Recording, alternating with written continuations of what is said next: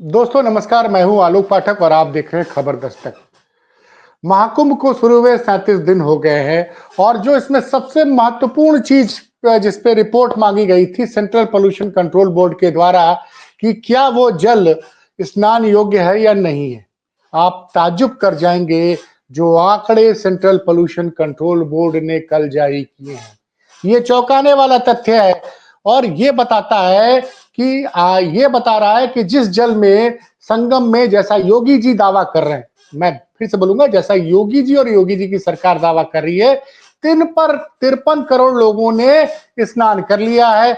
आज कुंभ शुरू हुए 37 दिन बीत चुके हैं, लेकिन सेंट्रल पोल्यूशन कंट्रोल बोर्ड ने एनजीटी में जो आंकड़े दिए हैं वो बड़े चौंकाने वाले हैं कि उन्होंने 6 जनवरी से लेकर 21 जनवरी के बीच में जो संगम और आसपास के 75 जगहों पे पानी का सैंपल लिया था, उसमें उससे ये रिपोर्ट से ये पता चलता है कि वो पानी नहाने योग्य नहीं था। नहाने योग्य नहीं था और न ही वो पानी आमचन के योग्य था। और 21 जनवरी वो तारीख है जबकि पहला शाही स्नान उससे 5 दिन बाद था। उसके बाद पहला शाही स्नान पड़ा है मौनी अमावस्या के दिन। हमारे साथ हैं इस मुद्दे पे बात करने के लिए जबलपुर रिटायर्ड आईपीएस अमिताभ ठाकुर जी, जिन्होंने इस खतरे को समझते हुए इस एनजीटी में और तमाम जगह पे इन्होंने सूचनाएं मांगी गई थी, जो सूचना इनको समय पे नहीं दी गई थी। यहाँ पे ये भी पता चला है कि यूपी पोल्यूशन कंट्रोल बोर्ड को जो गाइडलाइन दी गई थी, उस गाइडलाइन के तहत यूपी पोल्यूशन कंट्रोल बोर्ड ने काम नहीं किया था। मैं दर्शकों को एक सामान्य भाषा में बता दूं कि दरअसल जो सबसे चौंकाने वाली जांच इस मामले में आया है, वो एक पानी के अंदर जो सीवर का मात्रा होता है, जली जिसको हम करते हैं फेकल कोलीफॉर्म बैक्टीरिया। फेकल कोलीफॉर्म बैक्टीरिया ये मनुष्य और जानवरों के मल में पाया जाता है। मैं दर्शकों को ये समझा दूं कि क्या हुए। ये फेकल कोलीफॉर्म बैक्टीरिया अगर 1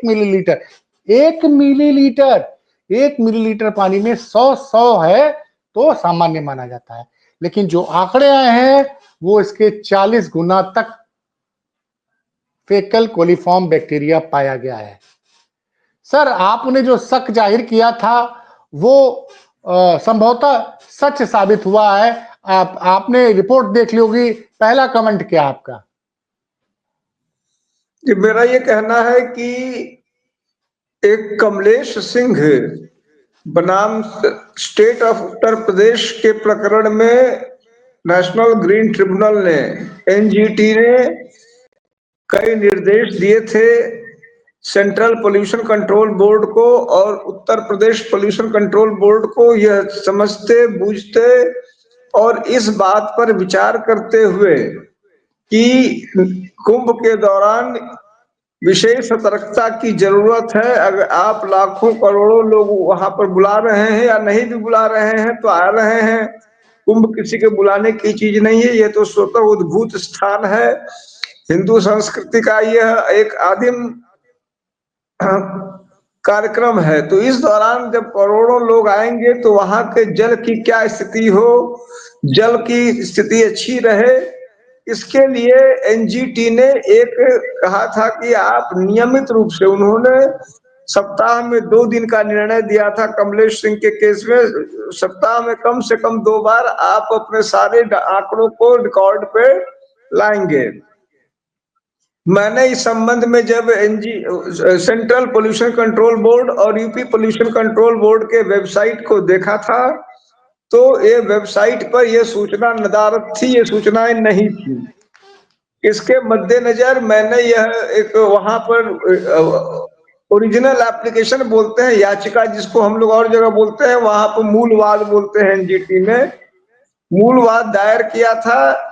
इस मूलवाद को दायर करने के बाद मैंने यह पाया था कि निश्चित रूप से फिर उसके बाद चाहे जो भी कारण हो, CP central pollution control board और यूपी पोल्यूशन कंट्रोल बोर्ड पर यह आंकड़े दिखने लगे थे। लेकिन ऐसा लगता है कि उन आंकड़ों में भी कुछ कमी थी और आंकड़े छिपा के दिए जा रहे थे। जैसा अब आप कह रहे हैं कि अब आज मैंने भी देखा कई स्थानों पर चर्चा आई है कि अब जो आंकड़े नेशनल ग्रीन ट्रिब्यूनल के निर्देशों के क्रम में प्रस्तुत किए गए, उनसे कई चौंकाने वाली बातें आई हैं जिनका आपने उल्लेख किया है। कुल मिला के यह है कि सरकार को इन आंकड़ों के बारे में स्वतः कॉशियस रहना चाहिए, लेकिन इस समय केंद्र की सरकार हो या उत्तर प्रदेश राज्य की सरकार हो, यह सिर्फ दिखावे और सिर्फ मैं कहूंगा कि अंग्रेजी में जो शब्द है मेस्मराइज करना, विस्मृत करना, चमत्कृत करना, लोगों को अपनी ओर किसी भी प्रकार से खींच के अपना काम निकालने का प्रयास करना, अपनी पीठ थपथपाना, अपने आप को विशिष्ट साबित करने का प्रयास करना। दुनिया का कोई हश्र हो, आम जन का कोई हश्र हो, गाजर मूली की तरह, गाजर मूली की तरह वह दिल्ली स्टेशन पे कट जाए या फिर कुंभ में उसकी मौत हो जाए, उससे उनका कोई मतलब नहीं है, लेकिन अपना अपनी पीठ थपथपाते रहे। तो इस जो सूचनाएं आई हैं, जो आंकड़े आए हैं, जिस पर ये कहा जा रहा है कि स्थितियां इतनी विकराल हैं, तो निश्चित रूप से ये खतरनाक स्थिति है। सर मैं आपको एक राज्य की मिनट रोकना एक मिनट में रोकना चाहूंगा। इस मामले में प्रोफेसर बी.डी. त्रिपाठी, मैं जानता हूं कि आप भी जानते हो, गंगा नदी पे बहुत दिनों से रिसर्च कर रहे हैं। उन्होंने जो बोला बड़ा चौंकाने वाला है। बनारस यूनिवर्सिटी में गंगा नदी पर रिसर्च करने वाले प्रोफेसर बी.डी. त्रिपाठी बताते हैं कि जिस पानी में मानक से ज्यादा फीकल कोलीफॉर्म बैक्टीरिया होता है, वह किसी के इस्तेमाल के लायक नहीं होता। यह पानी आपके शरीर में पाया गया तो बीमारी पैदा करेगा। अगर ऐसे पानी से नहाया जाता है तो इसे पिया जाता तो यह त्वचा रोग की वजह बन सकता है। अब बताइए सर, फीकल कोलीफॉर्म 1 ml पानी में 100 होना चाहिए, वो कई जगहों पे 2000 पाया गया है, कई जगहों पे 2500 पाया गया है और संगम के आसपास पाया गया है। एक जगह उसकी वैल्यू कम है, अरैल घाट जहां पे वीआईपी लोग स्नान किए हैं, वहां पे फीकल क्लोरीफॉर्म की जो 1 मिलीलीटर में 100 होना चाहिए, वो 700 के आसपास। वो भी नहीं कि एकदम फ्री है, लेकिन संगम और आसपास जहां सबसे ज्यादा लोगों ने स्नान किया है, वहां कहीं 2000, कहीं 3000, कहीं 4000। और फीकल कोलीफॉर्म में बता दूं, फीकल कोलीफॉर्म बैक्टीरिया जो होता है, ये मनुष्य या जानवरों के मल में पाया जाता है। देखिए, मैं और आप हम दोनों इस बात से अवगत हैं। यह सही है कि कई चीजों के लिए गहन अन्वेषण की जरूरत पड़ती है और मतलब उसके लिए साइंटिफिक टूल्स की जरूरत पड़ती है, लेकिन मैं समझता हूं कि कई चीज ऐसी भी हैं जो नंगी निगाहों से, नग्न आंखों से दिख जाती हैं। एक समय था जबकि कोई कोई इंस्ट्रूमेंट, कोई टूल नहीं थी, हमारी आंखें ही थी, वही दुनिया के लिए सारा सारा प्राथमिक टूल था। अब यहाँ पर मैं ये इसलिए कह रहा हूँ क्योंकि हमारी और आपकी आंखों से ही वहां की जो गंध है, जो तमाम वीडियोज आए, फोटोग्राफ्स आए, उसमें जो तैरता हुआ फीकल मैटर था, जो कई दिनों तक वहां के फीकल मैटर दिख रहे थे, मुझे नहीं लगता है कि उसके लिए वो, ये तो इन्होंने सिर्फ उसको वर्गीकृत करके बताया है। हमारी और आपकी नग्न निगाहें, हमारी आंखें ही ये बात बता रही थी, और जिसको जिसको मतलब अदालतों की भाषा में कहते हैं कि वो चीख चीख के ये सबूत दे रही थी कि बेहद गंदा पानी हो चुका है। और जाहिर सी बात है, देखिए एनजीटी की मैं पुनः बात कहूं, जहां से यह मामला उद्भूत हुआ और जिसके निर्देशों के क्रम पे सेंट्रल और यूपी पोल्यूशन कंट्रोल बोर्ड ने आंकड़े रखे हैं वेबसाइट पे और प्रस्तुत किए हैं, उसने कंसर्न जाहिर किया था कि भाई तुम उस योग्य हो कि नहीं, तुम वहां सफाई कर सकते हो कि नहीं कर सकते हो। तो जिसको डिंगे हाँकना बोलते हैं, लंबी लंबी छोड़ना बोलते हैं, अपनी पीठ थपथपाना बोलते हैं, अपना गाल बजाना बोलते हैं, ये जो मुहावरे हैं, ये निश्चित रूप से इस समय की जो केंद्र और राज्य की सरकारें हैं, लगता है उन्हीं के लिए हमारे जो हिंदी भाषा में बनी थी, गाल बजाना, डिंग हाँकना, तो उन्होंने जो लंबी लंबी छोड़ना, उन्होंने सब करते हुए कहा था कि ये तो बड़े बाएं हाथ की चीज हमारे लिए। और हमारा उस ऑर्डर में देखिए, ऑर्डर में उन्होंने दुनिया भर का लिखा कि हम यह कर सकते हैं और हम वह कर सकते हैं, हमारे पास यह फैसिलिटी है, हमारे पास वह फैसिलिटी है, और हम बिल्कुल उसके वो खड़े उतरेंगे। जबकि अब ऐसा लगता है इन आंकड़ों को देख के कि वह गाल ही बजाना चल रहा था, क्योंकि अगर गाल नहीं बज रहा होता तो वास्तविक आंकड़े वह नहीं होते जो अब आपने रखे हैं, जो जो जो ये सामने आ रहे हैं आंकड़े। तो ये बहुत ही खतरनाक आंकड़े हैं आम अमिताभ नागरिकों सर, के लिए। आपने इस बात को रखा। अमिताभ सर मैं आपको रोकूंगा। ये आंकड़े भी इसलिए सार्वजनिक किए गए हैं, जो आए हैं, क्योंकि 19 फरवरी को इस मामले में सुप्रीम कोर्ट को सुनवाई होनी है। तब शायद ये, मतलब चूंकि सुप्रीम कोर्ट में जाना है, 19 फरवरी को सुनवाई है, तो आनंद फानन में ये आंकड़े दिए गए हैं। अब मैं जरा दर्शकों को बता दूं कि संगम के लिए गए सैंपल में फीकल कोलीफॉर्म बैक्टीरिया 1 मिलीमीटर में 100 की जगह बजाय 2000 निकला। इसी तरह टोटल फीकल कोलीफॉर्म 4500 है। गंगा पर बने शास्त्री बीच के पास से लिए गए सैंपल में फीकल कोलीफॉर्म बैक्टीरिया 3200 और टोटल फीकल कोलीफॉर्म 4700 निकला है। संगम से दूर वाले हिस्से में दोनों की संख्या कम है। सबसे कम है फाफामऊ चौराहे के पास लिए गए सैंपल में फीकल कोलीफॉर्म बैक्टीरिया 1 मिलीलीटर पानी में 100 की बजाय 790 है। इसी तरह राजापुर मैदौरी में 930 पाया गया है। झूसी में छत्ताना घाट और एडीए कॉलोनी में इसकी संख्या 920 पाई है। और यहां मैं एक बात बता दूं, नैनी में अरेल घाट के पास यह 680 था। मैं अरेल घाट का जाकड़ा इसलिए बताना चाह रहा सर कि यहाँ पे सभी वीआईपी ने स्नान किया। देखिए, अब यह जो दूसरी बात आई, यह अब वह नई बात है जिसको नई बात नहीं, वह एक दूसरा आयाम है। नई बात नहीं है, दूसरा आयाम है। यहाँ दो आयाम है हमारे देश में। तो जो हम लोग जानते रहे थे कि इस हिंदुस्तान में दो हिंदुस्तान बस रहे हैं, एक अडानी अंबानी का हिंदुस्तान और एक आम नागरिक का हिंदुस्तान।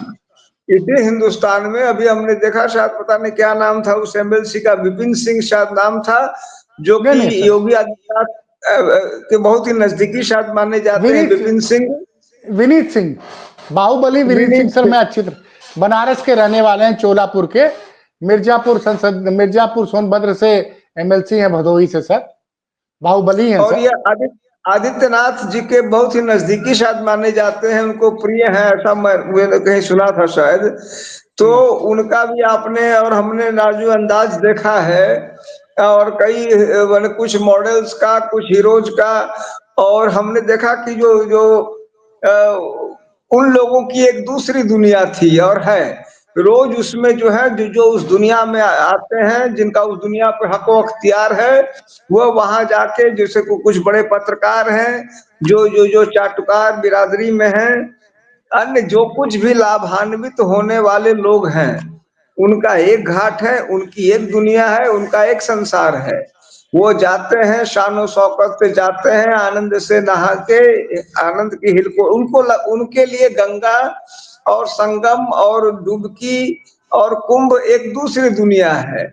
और बाकी सारे लोग जो जो मतलब 99.9999% लोग हैं, उनकी एक अलग दुनिया है, जो घर से निकल धक्का खाते निकले और अगर वापस आ गए तो धक्का खाते आए। ये पूरी दो दुनिया है। कष्ट का विषय ये हो जा रहा है कि सबसे जो खतरनाक स्थिति हो जा रही है कि यह इस दुनिया के लोग ही दूसरी दुनिया के लोगों को चुन के भेज रहे हैं संसद और विधानसभा में, अपने कष्टों को भूल जा रहे हैं। जो कार्ल मार्क्स ने जो कहा था, धर्म की घुट्टी, धर्म का अफीम, तो वो धर्म की अफीम, धर्म की चाशनी, ये पहली दुनिया वाले बांट रहे हैं और दूसरी दुनिया वाले उसी में बेचारे जो हैं डूबे हुए हैं, सब कुछ कष्ट झेल रहे हैं। और ये सवाल नहीं कर रहे हो कि भाई जब मैं भी उसी देश का हूँ, आर्टिकल 14 जो है हमको भी तुम्हारे बराबर हक व अख्तियार देता है, तो वह किस हक से वहां कथित वीवीआईपी घाट पे घूम रहे हैं, टहल रहे हैं, नौटंकी कर रहे हैं? क्या मैं इसी देश का नागरिक नहीं हूँ? इस देश के नागरिकों को ये सोचने की जरूरत है कि क्या उनको दो दुनिया, दो देश मंजूर है, और केवल धर्म के नाम पे क्या उनको इतना कोई बेवकूफ बना सकता है? ये अब सोच, देखिए सारा का सारा विषय मेरी निगाह में अंत में इसी में आता है कि क्या उन लोगों को अपने हक, अपने अधिकार पाने के लिए संघर्ष करना, जागना जरूरी है, या कोई उनको हाँक दे, जिसको कहते हैं भेड़ बकरी की तरह हाँक दे, तो भेड़ बकरी की तरह हाँका जाना उनका दायित्व हो?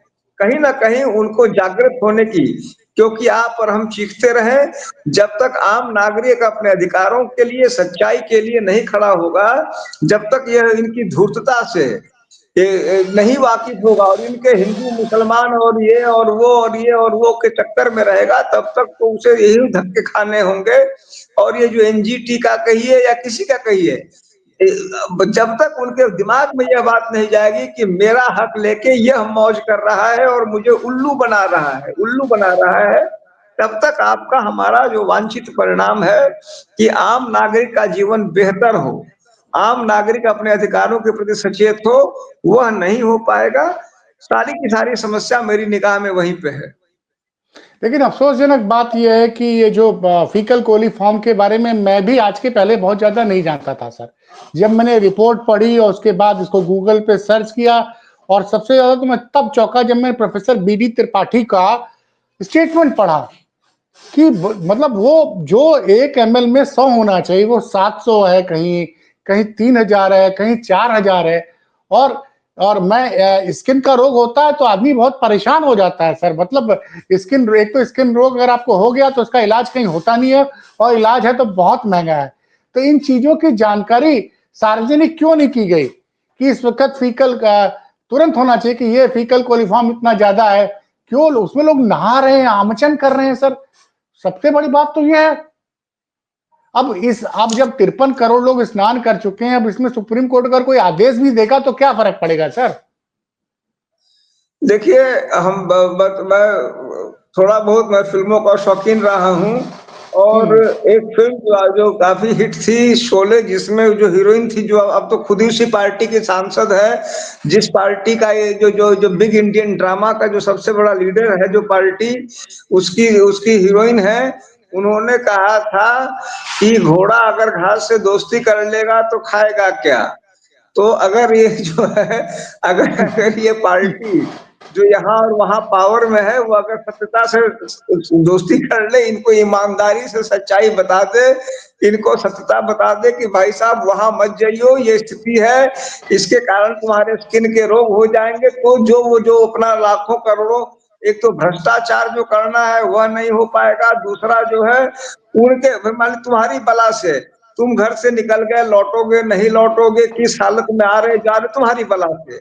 हम तो कहने को कहेंगे कि हम उसके बाद हम गिनीज बुक में और यहाँ वहां कहते फिरेंगे, हमने 50 करोड़, हमने 100 करोड़, 50-100 करोड़ मेरा नाम जानेंगे और नाम गिनेंगे ना। तो अपने लालच में निश्चित रूप से देश को जागृति की जरूरत है। अगर देश को किसी चीज की जरूरत है तो जागृति की, अपने अधिकारों के प्रति सचेत होने की जरूरत है। धर्म बिल्कुल वाजिब चीज है, लेकिन धर्मांधता के समापन की भी जरूरत है। ये प्रश्न जो आप और हम कह रहे हैं, कहीं ना कहीं धर्म का कितना महत्व हो जीवन में और कहाँ आदमी जागरूक हो, इसका भी प्रश्न है।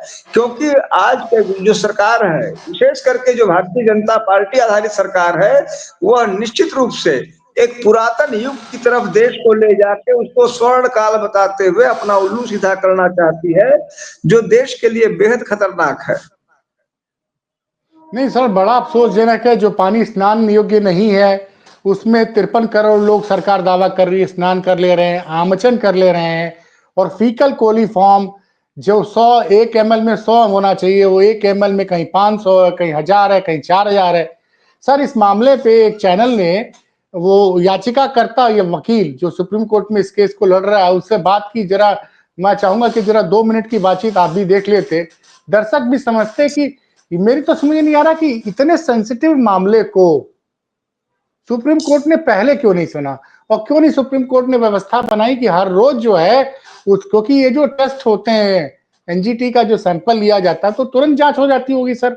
ऐसा तो नहीं कि बहुत रॉकेट साइंस है। तो निश्चित सर, रूप से गंगा को प्रदूषण मुक्त करने के लिए कई हजार करोड़ रुपए खर्चा किया जा चुका है, उसके बाद भी आलम यह है सर। सीपीसीबी की रिपोर्ट है, ये सुनिए क्यों सर। ये चौंकाने वाली है? क्या गंगा यमुना का पानी नहाने योग्य भी नहीं है क्या? देखिए, ये एक बहुत ही दुखद बात है कि जिस तरीके से एक नैरेटिव दिया गया था कि 144 साल बाद अपने पुण्य को कमाइए और सारे पाप धो लीजिए, तो उसमें एक नैरेटिव ये भी है कि शायद वो पाप और ज़्यादा, क्योंकि जिस तरीके से इस टाइम पे गंगा जी की और यमुना जी की हालत, तो संगम की हालत है, वो बहुत ही दयनीय है। रिपोर्ट में क्या है, क्या वो तथ्य है जिसके वजह से ये कहा जा रहा है कि पानी नहाने योग्य तक नहीं है? देखिए, पानी नहाने के लिए कुछ पैरामीटर्स है, उसमें ये है कि फीकल कॉलीफॉर्म नहीं होना चाहिए। फीकल कॉलीफॉर्म होता है जो हमारा मलमूत्र है, वो डायरेक्टली रिपोर्ट में बहुत क्लियर शब्दों में, बहुत ही क्लियर शब्दों में लिखा गया है कि वहाँ के लोगों का जितना मलमूत्र है वो वहीं जा रहा है। अच्छा। साथ में जो STPV है वो ओवरलोडेड है, मतलब सीवेज ट्रीटमेंट प्लांट जो नालों का पानी आता है वो भी ओवरलोडेड है। तो सारा का सारा बिना ट्रीट करे हुए पानी जब आप गंगा जी में डाल रहे हैं तो डेफिनेटली वो पानी बहुत ज़्यादा गंदा है, उसका लोग आचमन कर रहे हैं। तो देखिए, भक्ति के नाम पर अगर आप साइंस को भी थोड़ा सा तो मानना पड़ेगा ना। सारे का सारा इंडस्ट्रियलिस्ट, सारा सेलिब्रिटी जब जहाँ पे जा रहा है, आचमन कर रहा है, लोग जा रहे हैं, गरीब लोग जा रहे हैं, सब जा रहे हैं, मगर उन्हें पानी ही शुद्ध नहीं मिल। लेकिन इसके साथ ही में सीवेज ट्रीटमेंट प्लांट ये बताया गया है कि लगभग जो 7-8 जितने हैं उसमें से एक आधा ऐसा है जो कि सही से काम नहीं कर रहा है। लेकिन उसके अलावा जियो ट्यूब फिल्ट्रेशन सिस्टम ये क्या है, क्योंकि इसमें बड़े पैमाने पर गड़बड़ी बताई गई है। देखिए, पॉइंट यहाँ पर यह है कि जितनी भी पैरामीटर्स है, चाहे जियो वाला हो, चाहे आपका जियो बायो से लेकर तो BOD हो, कॉलीफॉर्म हो, COD हो, टॉक्सिसिटी हो, क्योंकि कानपुर का भी जो वेस्ट है, जो कानपुर का वेस्ट है, वो भी एक अपने आप में कैडमियम, मरकरी, ये सब लेके आता है। तो जब आप पूरा का पूरा पानी तो प्रवाह कर रहा है ना, तो जब सारा का सारा पानी जा रहा है तो गंदगी तो साथ लेते हुए आ रहा है। हाँ। तो जब आप इसको इस तरीके समझ सकते हैं कि एक पानी था जो साफ आ रहा था ऊपर से, नदी नाले मिलते चले गए, इंडस्ट्री का सारा वेस्ट मिलता चला गया, केमिकल्स मिलते चले गए, तो आज के समय में जो पानी की शुद्धता है वो तो जीरो है। साथ में लेकिन वहां तो लोग आचमन भी, क्योंकि जब ऐसा जो है कोई कार्यक्रम होता है, नदी के किनारे जाते हैं लोग, आचमन भी करते हैं, नहाना तो क्या होता ही है। तो आप कह रहे हैं कि आचमन के लिए तो पानी है ही नहीं, इनफैक्ट नहाने योग्य भी नहीं। सर, ये मैं नहीं कह रहा हूँ, ये अब CPCB की रिपोर्ट कह रही है, और ये भारत सरकार की एक ऑटोनोमस बॉडी है, तो इस पे कोई संदेह भी नहीं हो सकता। तो CPCB आचमन तो बहुत दूर की बात है, आप उसको मतलब आप उसमें उतर नहीं सकते नहाने के लिए, जिस तरीके की रिपोर्ट है उसका ये कहना है। तो देखा आपने, रिपोर्ट है ये, देखी आपने, और इन रिपोर्ट से साफ लग रहा है कि जैसे कुंभ का पानी स्नान योग्य नहीं है, ऐसा ये NGT central pollution control board की रिपोर्ट में बताया गया है। धन्यवाद।